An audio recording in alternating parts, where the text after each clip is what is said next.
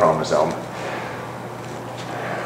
Why is that advantageous? Well, the advantage is just what we're seeing here.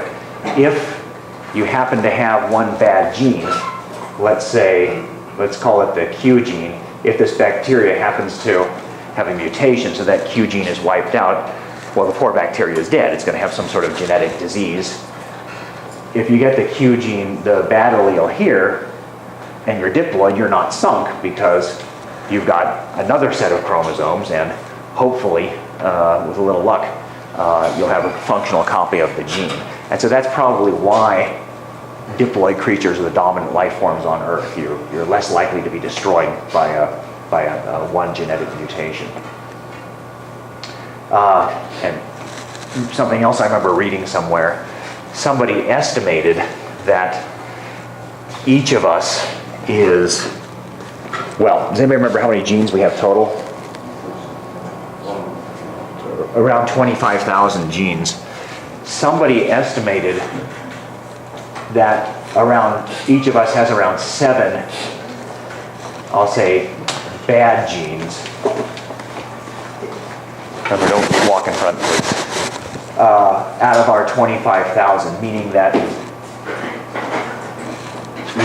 we have probably 7 recessive alleles for genes that are vital to our survival, but we don't die because we have the dominant allele on our other set of chromosomes, and that keeps us healthy.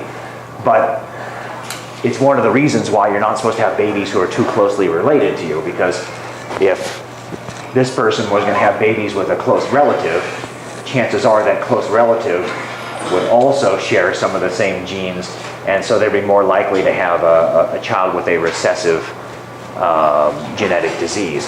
Whereas if you have babies with someone who's not related to you, yeah, they may have 7 bad genes, but maybe their bad gene is the R gene, and so if you're homozygous dominant for it, you can't have a baby that has the genetic disease. Anyway, the point is that's probably why diploid creatures are the dominant ones on the planet.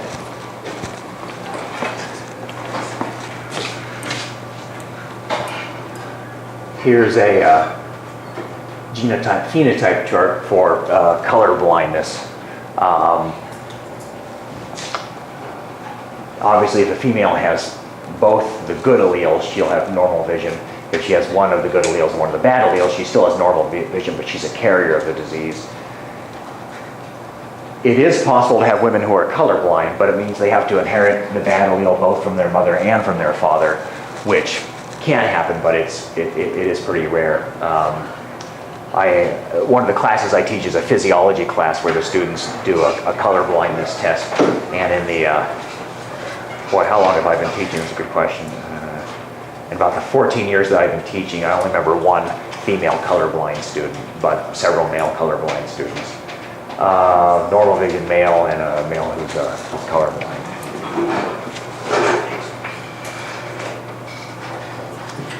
Let's see here. That's kind of gruesome. Another gene on the X chromosome is one for proper blood clotting. So that's going to also show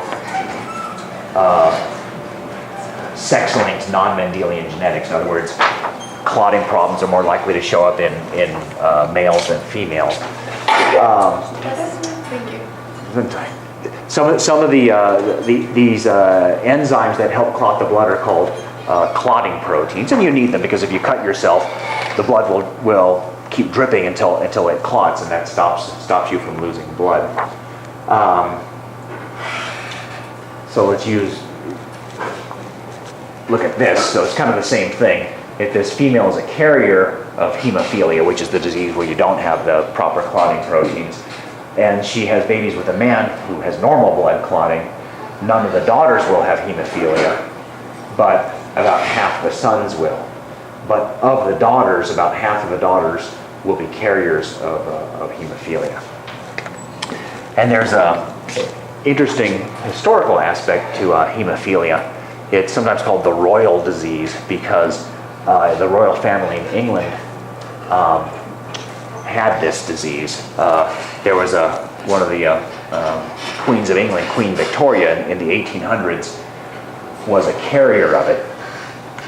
Her husband, whose name was, I think, Prince Albert, did not have hemophilia, so this shows their Punnett square, so to speak. She ended up having 9 kids. She had 5 daughters and 4 sons. Of her 5 daughters, how many would you expect to be carriers? 2. Well, 2 or 3, yes. I think 3 of them turned out to be carriers. And of her sons, how many do you expect would have hemophilia? Of her 4 sons. You'd expect 2. It turned out to be only 1 of the 4, which again shows that these are just probability charts. They don't tell you exactly what's going to happen. There's Queen Victoria in the middle, and those are some of her daughters behind her there. And what's kind of interesting is the kings and queens in Europe only wanted their kids to marry other kings and queens, or princes and princesses and things. And so because of that, these bad genes ended up spreading to the royal families in other countries. Like here you see she had a daughter named Victoria who married into a royal family in Germany, and so they started coming down with hemophilia. And the Russian royal family also, Spanish royal family also. I'm not sure what the message there is. I guess it means marry somebody you love, not somebody who they set you up with to marry or something like that. Okay, and one more. There's a gene on the X chromosome for proper functioning of the muscles. And if you don't have a functional copy of this, you can end up with a disease called Duchenne muscular dystrophy. And it's actually a calcium ion membrane transport protein. And if it's not functioning correctly, the imbalance of calcium ions eventually ends up killing off the muscle cells. And it is a fatal disease, even with proper medical care. The kids who have this generally don't last past their 20s. So it's mostly seen in males because all they need is to inherit one bad gene on the X chromosome, whereas females, very rare because they would have to inherit it from both parents, and that's very unlikely. For diseases like that, it seems kind of impossible to be able to treat that genetically when the person's already born, right? Like you would have to treat those kinds of things before the cells develop, because you only have so many muscle cells. So you treated it when someone was already born, had all their muscle cells. Right, then they have 75 trillion cells in their body, and how do you fix 75 trillion cells? Yeah, that's the problem with genetic engineering. They can do it to one or 2 cells, but it's hard to do it throughout the entire body. Matter of fact, it's impossible right now to do it throughout the entire body. So speaking like in terms of birth defects and things like that, so I hear a lot of talk about autism and stuff like that. Does this have to do? I don't know. I think they're still trying to figure out what causes autism. Okay, because I guess there's a peak in it, like lately, like versus the years past. Really? Oh, so we're like in a spike of high autism levels? Yeah, that's why they're trying to raise awareness on it. I did not know that. They don't know if it's because there's an actual spike or it's because people are able to diagnose it better today. I've heard that idea also. And some people say it might be linked to immunizations, but from what I gather, when they actually look at the data on that, it doesn't seem to hold up. Okay. The next topic is something called X chromosome inactivation. But before I get into this, let me give you a warning here. Only applies to females and female embryos. So this is not for you guys out there. This is just for the ladies. But here's what it is. So imagine that this is a female embryo. So all the cells in this embryo are XX. Matter of fact, she started off as an XX zygote.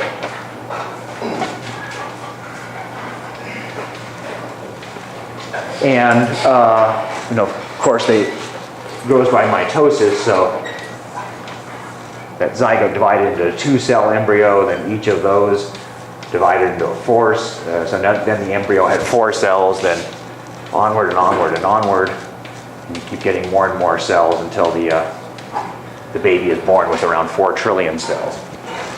Now, very early on in embryonic development of the female, something interesting happens. This is supposed to be like a close-up of one of the embryo cells, and here's her maternal X chromosome and here's her paternal X chromosome, because everybody, all females inherit 1 X from their mom and 1 X from their dad. Anyway, very early on in embryonic development, each cell will essentially shut down one of those 2 X chromosomes.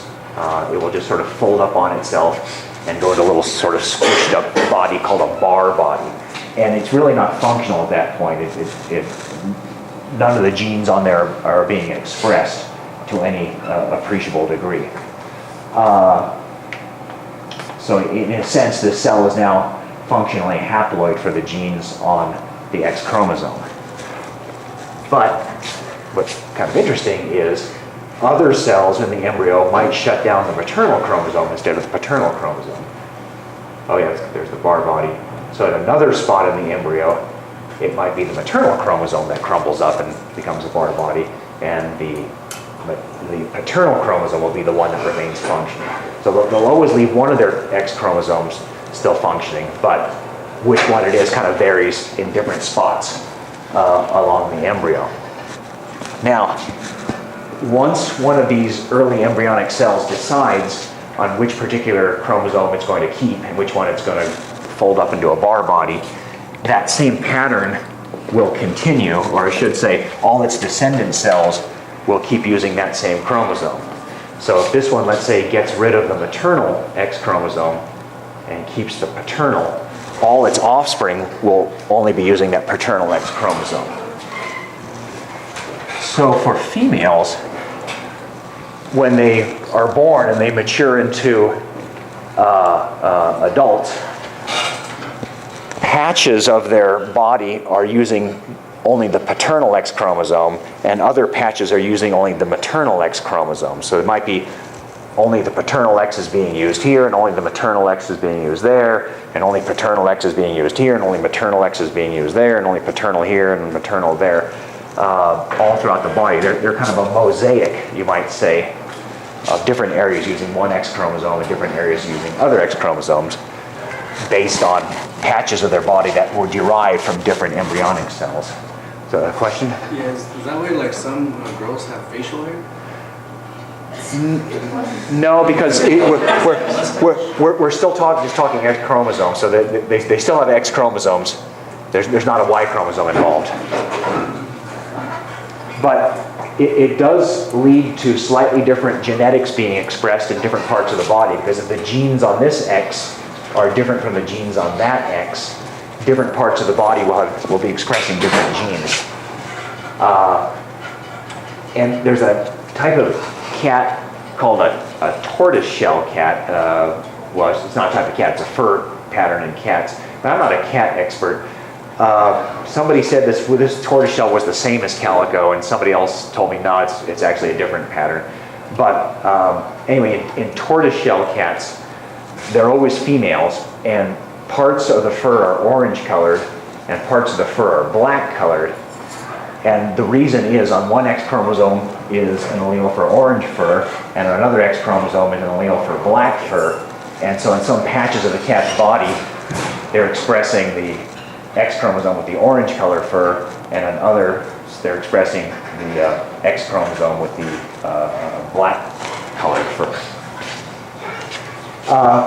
And as strange as it seemed, they found similar things going on in human females also. There's a gene on the X chromosome for sweat gland development. Maybe I should have put that down here on this list.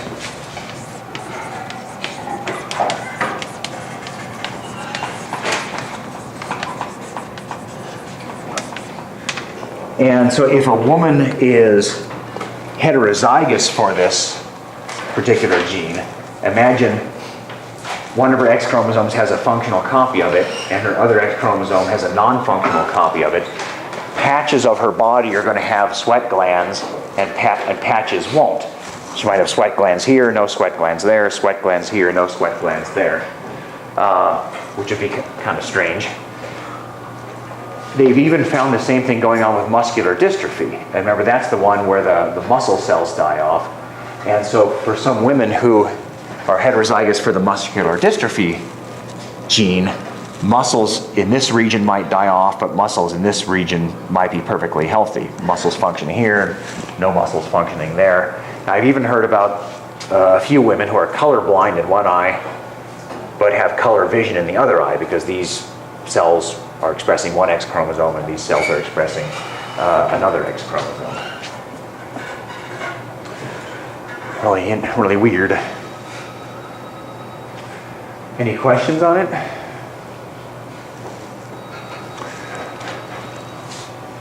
All right.